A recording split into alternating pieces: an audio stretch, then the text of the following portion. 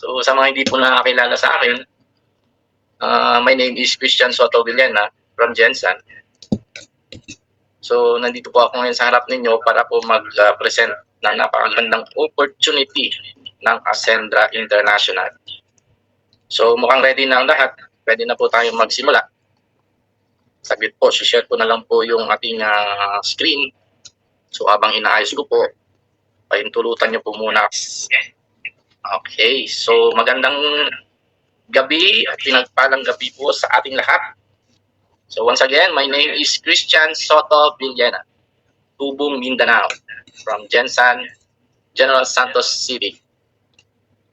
So by 2013, so nakilala ko po yung isang company kung saan po karamihan sa atin dito ay doon lang galing. So doon ko po na-meet ang ating mga founders. So especially si Sir Jurgen, si Sir Jaylin, Josephine, Sir Miko. So doon po. So for the past 12 years po na nangyari sa buhay ko, welcome to Ascendra International Forum. I'm your host, Christian Villena from Jensen. So unang tanong, gusto mo bang umasenso? Siyempre naman, napaka-plastic naman natin kung sasabihin natin ayaw natin umasenso. Lahat ng tao gustong umasenso. So pakitype naman number 1 dyan kung sino ang gustong umasenso.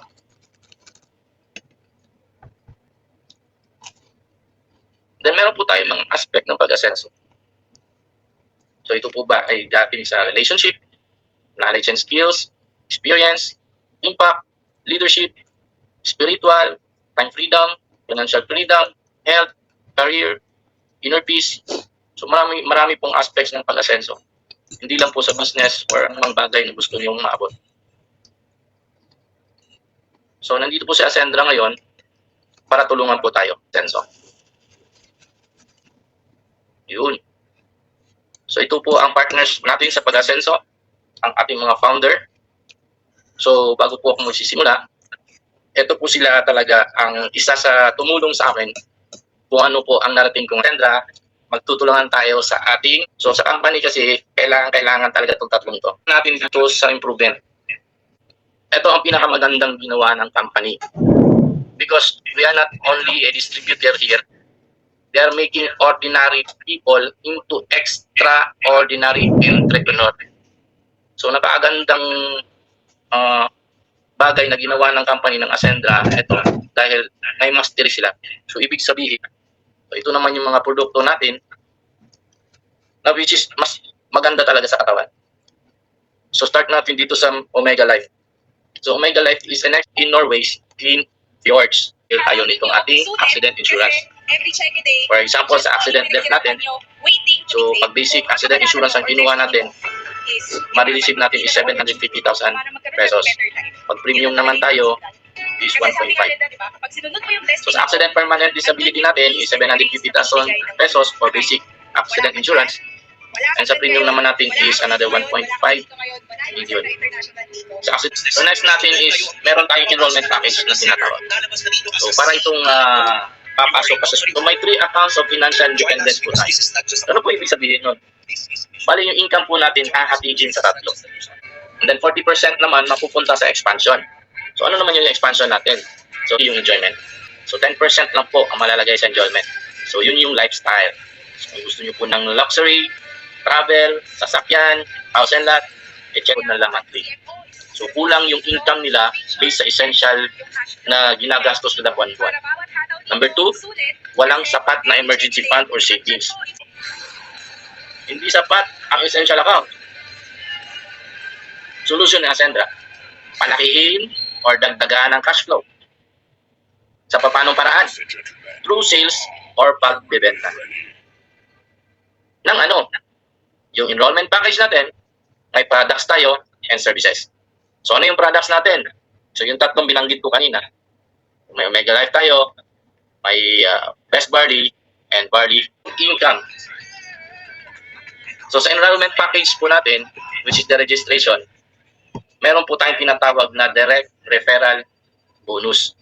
So ano po itong direct referral bonus para sa mga bago na hindi pa nakakaalam?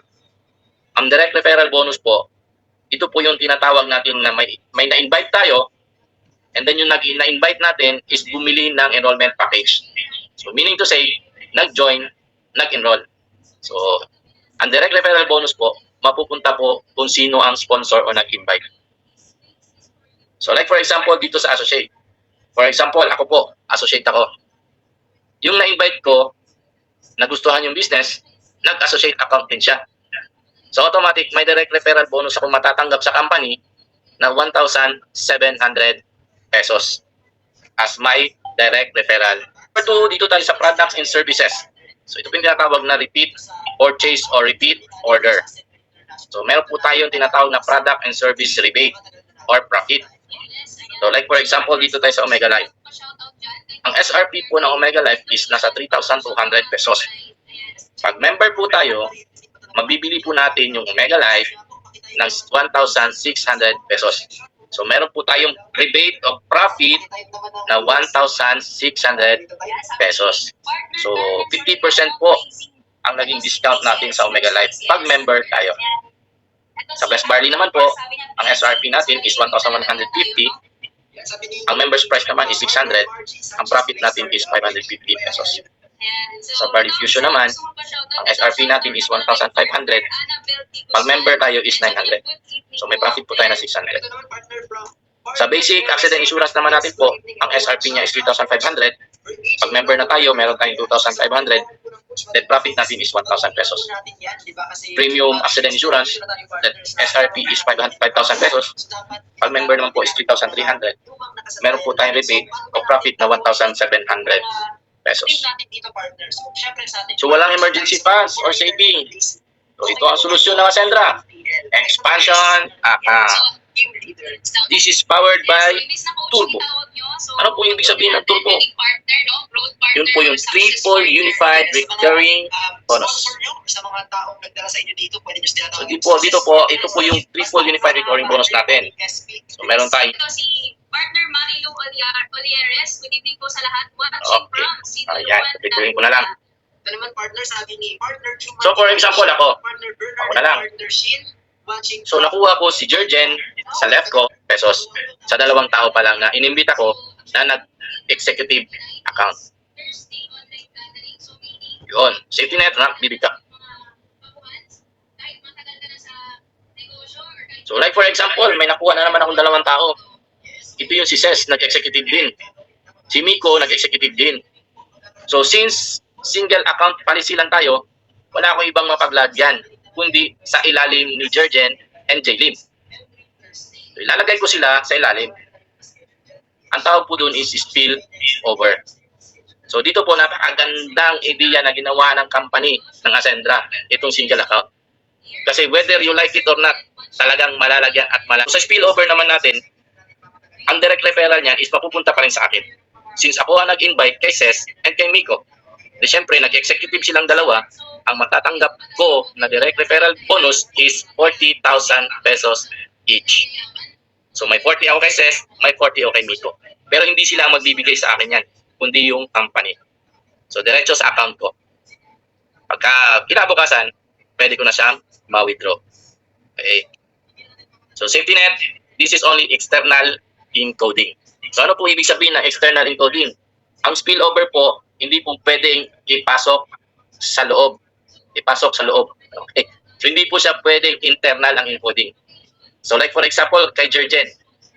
So pag spillover, hindi po pwedeng ipasok si Ces under sa right leg ni Jurgen. So automatic, ang system mismo ang maglalagay kay Ces sa left ni Jurgen. Since si Jurgen ang nasa left ko, so external encoding tayo, mapupunta din siya sa left side ni Jurgen. Same thing with kay Miko. So mapupunta siya sa right side ni Jaylin. So external encoding po ang mangyayari sa spillover. Siyempre, since ako ang nag-invite sa kanilang dalawa, kay Ces at kay Miko, meron din ako matatanggap na unified binary kasi nag-executive silang dalawa, meron na naman akong 10,000 pesos. Yun. So, paano kung si Jaylin may pumasok sa kanya, executive, si Tim? So, mangyayari niyan, si Tim, under siya kay Jaylin. So, pwedeng ilagay ni Jaylin sa kanyang left side. Okay? Since siya naman ang nagbuo o siya ang nag-invite, so mapupunta yung direct referral bonus sa kanya. So, magkakaroon si Jaylin ng 40,000 pesos. The same thing, meron din siyang unified binary. Kasi bakit? Si Miko, nakaabang na yung points niya. So, pag pumasok si Tim, nag-executive, automatic, magkakaroon din ng unified binary si Jaylin ng 10,000 pesos. Okay. So, same thing here. Ang mangyayari sa right ko, meron pa akong 10,000 na binary value. So, ibig sabihin, may points pa akong natitira under right ko. Kasi tatlo sila, dalawa sa left ko. So, ano mangyayari sa waiting points ko? So, si Ces, for example, nag-purchase, nag-reorder ng mga produkto. So, ang mangyayari sa waiting points ko na 10,000 binary value, lahat na binibili ni Ces ng mga produkto, ibabangga sa waiting binary value ko. Every time na yung bibili si Ces ng barley fusion, meron akong 10 pesos. Pag best barley ang binili, may 7 pesos. Pag Omega Life, 15 pesos. Pag basic insurance, may 20 pesos. Premium insurance, 35 pesos. Habang maubos yung 10,000 binary value ko, pasok ng pasok yung mga income ko sa mga binibiling products ni Ces. So, ibig sabihin, product to enrollment package, magba-binary siya. Yun yung tinatawag instant match payout. Okay. So, unified binary naman natin, meron tayong tinatawag na maximum income. So, pag associate package ka, ang weekly income mo is 50,000 pesos, ang monthly income mo is 200,000 pesos maximum income. Builder, 100,000 weekly. Ang monthly mo is 400,000. Consultant is 250,000. Then monthly mo is 1 million pesos maximum income. Director is 500,000. 2 million naman ang monthly maximum income mo. Then sa executive is 750,000 pesos ang weekly mo. Ang monthly mo naman is 3 million pesos. So, napakalaking income yan. So, kung ako sa inyo, mag-executive kayo. Okay? Pero pwede naman kayo mag-associate. Meron naman tayong tinatawag nito na upgrading system. From associate, pwede naman kayo mag-upgrade into builder, consultant, director, executive, hanggang legacy partner. So, like for example, ako, nag-executive ako. So, ang weekly maximum income ko is 750,000. Pero ang monthly maximum income ko is 3 million. Executive account ako. Then si Jurgen nag-executive, si Jaylin nag-executive din. For example, may waiting binary fund ako kay Jurgen. Okay? So, for example, from Monday, Tuesday, and Wednesday, nag-encode ako. And then, nag-max out ako into 750,000 pesos na binary. So, ibig sabihin, from Monday, Tuesday, Wednesday, nag-max out na ako. So, maximum income ko na yon in a week. So, ang mangyari niyan, 750,000, babayaran ako ng company. So, anong mangyayari sa 1 million? Siyempre, babawas yung 750,000. So, yun yung aking unified binary income. So, meron pa ako natitirang 250,000 na binary. Okay? So, like for example, by Thursday, Friday, Saturday, and Sunday, di ba, nag-max out na ako sa Monday, Tuesday, Wednesday, kumita na ako ng 750,000. What if during Thursday, Friday, Saturday, and Sunday, nag-include si Jaylin? So, may pumasok na 50,000 binary points. So, ano mangyayari sa payroll ko niyan? Since nag-max out na ako. So, mangyayari niyan, hindi na po babayaran ng company yon. Pero ang kagandahan dito sa company natin, meron tayong tinatawag na strong leg retention. Then by next cycle, starting Monday, kikita na naman and then maximum income na naman, balik ako sa 750,000 pesos. Ang kagandahan, yung 200,000 po na points, hindi po siya mawawala. So, ibig sabihin, wala po tayong flash out dito. So, ang tawag doon is strong leg retention. Yan. Proceed naman tayo dito sa ating unified unilevel. So, sa unified unilevel natin, yung package and product unilevel value, may iba-iba po yan siyang points. Okay? Yun.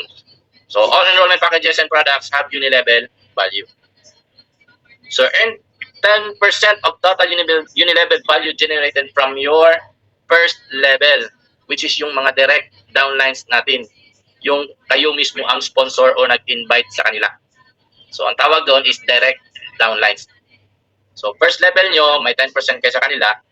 Second level, up to your 10th level, meron po kayong tag 10% every level. So, scenario 1. For example, your whole organization generated 100 executive packages. So, 100 executives, that is 3,000 unilevel value. So makikita nyo po dito ang guide, nasa left side po natin. So, since executive packages po ang pumasok, every packages ng executive, that is 3,000 unilevel value. So, sa scenario po ito, may 100 executives po na pumasok. Then, multiplied by 3,000 unilevel value, that is 300,000 unilevel value. So, 10% po ng 300,000 is 30,000 pesos. Yun po ang magiging income nyo sa unilevel. Then, dito tayo sa scenario number 2. For example, your whole organization sold 1,000 basic accident insurance. So, ito po categorized to sa ating tinatawag na protection. For example, 1,000 basic accident insurance. That is 180 unilevel value. Okay, so 1,000 times 180 is 180,000. So 10% po ng 180,000 is 18,000 pesos. So dito naman po tayo sa unified override. So ito po ang pinakamalupit na ginawa ng marketing plan ng company. So ibig sabihin, kahit isang leg ka lang, wala kang pamangga, siguradong kikita po kayo dito. O kikita po tayo dito. Kasi karamihan kasi ng ating naririnig o na-experience natin with regarding sa binary system ng ibang kumpanya, kailangan meron kang left and right. Pag wala kang left, may right ka lang, so wala kang binary. So magandang system na ginawa dito ng Ascendra, kahit isang leg lang, siguradong kikita ka ng 10% up to 5th level sa unilevel, and then 10% sa first level mo, 5%, then 5% unto third level mo sa yung binary income. So, explain ko na lang po. So, like for example, dito po, gamitin na lang natin yung executive account. So, earn additional override income from your directs. So, ibig sabihin, first level mo sila. So, unified binary and unified unilevel. So, sa unified binary, for example, si Cez, si Jergen, si Jaylin, and si Miko, nagkaroon po o nagka-check-in ng tagwa 100,000 pesos. So, since per direct mo sila, nasa first level mo sila, pag executive account ka, may 10% ka sa check-in nila. So, kahit isang leg mo lang sila. For example, itong silang apat, nasa right mo lang. Executive account ka. Sa tigwa 100,000 pesos nila sa unified binary income nila, meron kang tag 10% sa kanila. So, magkano 10% ng 100,000 pesos? So, meron kang 10,000 each sa kanilang apat. So, magkano kinita mo? Meron kang 40,000 pesos sa unified binary override. Kahit isang leg mo lang sila. Okay, wala kang pamangga. So, next, dito naman tayo sa unified unilevel. So, since nasa executive account ka, ang unilevel override mo is lahat na direct mo may 10% ka. So, like for example, silang apat direct mo. First level mo. So, may take 10% ka sa bawat check-in nila sa unified unilevel. For example, silang apat nagkaroon ng 50,000 each na check-in sa unified unilevel nila. 10% ka sa bawat check-in nila. So, magkano 10% ng 50,000? Meron kang 5,000 each sa check-in nila. Kahit strong leg mo sila, walang pamangga. So, magkakaroon ka ng income na 20,000 additional income sa unified unilevel override. So, next. So, total mo, may 40,000 pesos ka sa unified binary override plus 20,000 unified unilevel override. Total income mo is 60,000 pesos sa unified override income. Ano ibig sabihin nito? Ibig sabihin, isang package, isang enrollment package, 3 beses mo kikitain. So, 3 income mismo sa isang package lang. So, kikita ka ng 3 beses sa isang package. So, yun yung ibig sabihin ng unified override. Kumita ka sa binary override, kumita ka sa unilevel override, at the same time, kumita ka rin sa unified override income nilang apat. Ulitin ko, walang pamangga. Strong leg mo lang sila. Pero kumita ka na sa binary, sa unilevel, and override. So that's triple unified recurring bonus. So, ayan. So like for example, meron tagti 20 executives na pumasok sa kanila. So sa unified binary ko, meron akong 80 total executives sa left, meron akong 80 executives sa right. So siyempre 80 pairs yun. So 80 pairs times 10,000 binary value, kasi ang binary value ng executives is 10,000 pesos. So kumita po ako ng 800,000 pesos sa unified binary. So how about na po sa unified unilevel income? So for example, ang total natin lahat is 160 executives. Kasi tagte 20, 20, 20, 20 sila. So ang total niyan is 160 total executives na pumasok sa akin sa unilevel income. So times 3,000, kasi yung unilevel value ng executives sa unilevel income is 3,000 unilevel value. So magkano magiging income ko? So 480,000 unilevel value, 10% niyan, magkakaroon ako ng 48,000 pesos income sa unified unilevel. So next naman dito sa unified override income. So ito yung sinasabi ko. Isang package, 3 beses tayong kikita. Dito sa unified binary, unified unilevel, and unified override income. So magkano yung magiging income ko sa unified override? So like for example, si Cez, si Jergen, si Jaylim, and si Miko kumita ng unified binary ng 200,000 pesos. So mangyari niyan, 200,000 pesos times mo ng 10% override, ang kalalabasan niyan is 20,000 binary override income times 4, kikita na naman ako ng 80,000 pesos sa binary override. Yun. So meron na naman tayong unified unilevel. So direct, okay? So 12,000 times 10% na override, then magkakaroon ng income na 1,200 override times 4, direct ko sila. So kikita ulit ako ng 4,800 sa unilevel override. So that is total of 84,800 pesos sa unified override income. So ibig sabihin, isang package, kikita ako ng 3 beses. Doon sa unified binary ko, unified unilevel, and unified override income. Ito po yung sinasabi na triple unified.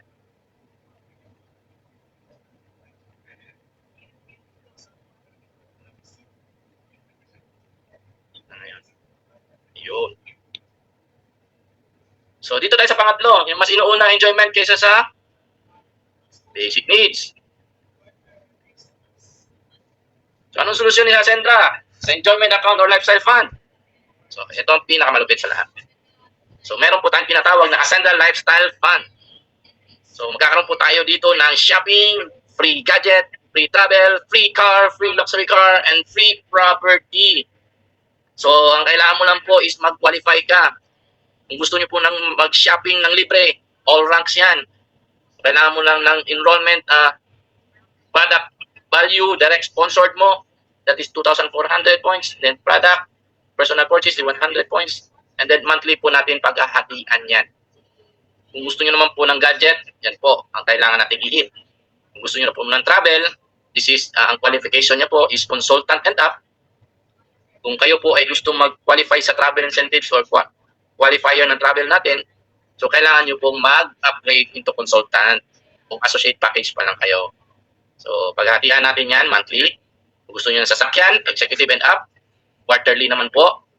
And then luxury car, kung gusto nyo magkaroon ng luxury car, meron tayo. Pero this is senior partner and up. And then quarterly naman po natin paghahatian yon. And then kung gusto nyo po ng property, so brand partner and up, and then biannually po natin siya paghahatian.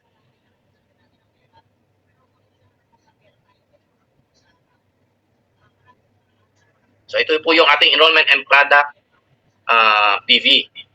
So sa associate natin, meron tayong 350 PV. Sa builder natin is 800 PV. Consultant 2,000 PV. Director 5,000 PV. Executive 9,000 PV. Best barley natin sa product natin is 25 PV. Barley Fusion 35. Omega Life 60. Basic accident insurance 95. Premium AI is 145 pesos. So financial problem. Hindi sapat ang essential account. Walang emergency fund or savings. Mas inuuna ang enjoyment kaysa needs. Ang solution ng Ascendra, palakihin or dagdagan ang cash flow. Expansion account, yung turbo. Number 3 is enjoyment account or lifestyle fund. So through innovation, ito po ang pinakamaganda. Pinaka-importante po na gawin ng company is very innovative. So kailangan po mag-innovate ng company kasi talagang mapag-iiwanan, especially nowadays, nasa AI na po tayo. So pag ang negosyo mo hindi pa nabilong sa AI, ewan ko na lang.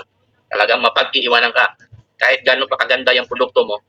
Pero pag nahuli ang sistema mo, ang ginagamit na sistema mo ay puro hataw-hataw lang, tuloy-tuloy lang. Pero wala kang tamang innovation pagdating sa system ng company mo, sigurado mapag-iiwanan ka. Ito pinakamaganda sa ginawa ng Ascendra International. So the ACEs of Ascendra, number 1 is AI powered. So etong pinakamalupit kasi mismo ang kumpanya na ang magkakalat ng lagim sa social media. So ibig sabihin, darating yung time na tayo mismo as a distributor or member of Ascendra, wala na tayo masyadong gagawin. So ang kumpanya na mismo ang mag-represent ng ating produkto, ng ating negosyo sa karamihan. So number 2 is create your own brand. Ito yung sinasabi ko, pag magiging brand partner ka na. So sa create your own brand, ibig sabihin, kung may produkto ka, pag brand partner ka, pwede mo siyang i-register o ipasok sa company. Pag once na na-approve yan, yung produkto mo, pwede nating ibenta. So enterprise building, and then number 4 is yung shared profit. So darating yung time na ikaw mismo, part ka na ng profit ng company. So meron ka ng profit share. Tara na at simulang umasenso with Ascendra, ang partner mo sa pag-asenso. Thank you and good night.